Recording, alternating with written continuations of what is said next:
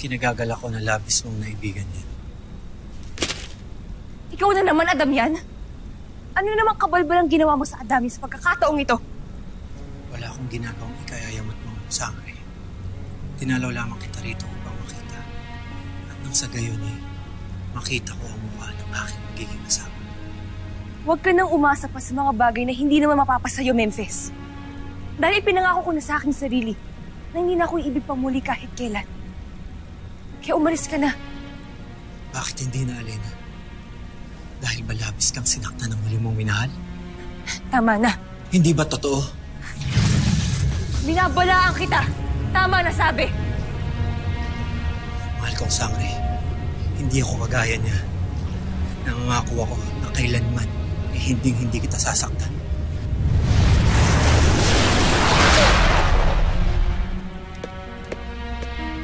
Pashnea!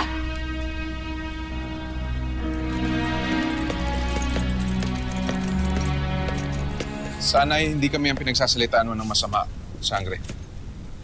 Lalo na't pinapatawag tayo ng ating hara para sa isang pagpupulong. Ano naman ang iutos ng aking kapatid sa atin? Meron siya maaari ipapagawa at yung utos sa atin.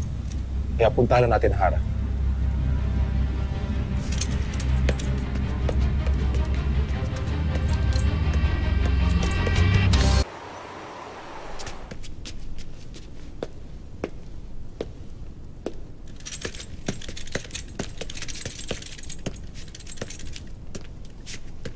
Pinutusan mo daw sina Sangre, Alena. Okay.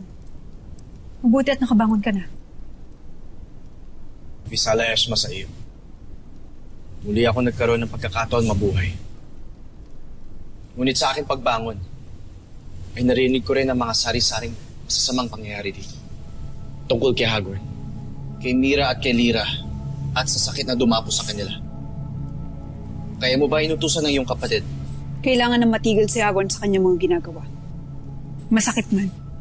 Ngunit kailangan kong bawiin ang aking ipinangako na wala ng buhay ang muling mabubuwis para sa Lireo. Sana lang ay magtagumpay si Alena sa aking mga iniutos sa kanila. At ano ang inutos mo sa kanya, Mahal?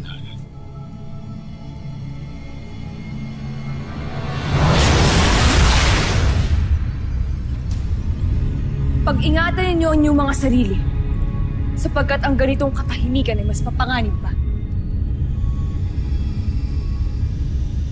Tama ka, Sangre. Pagkat andito na ang mga bidalhe.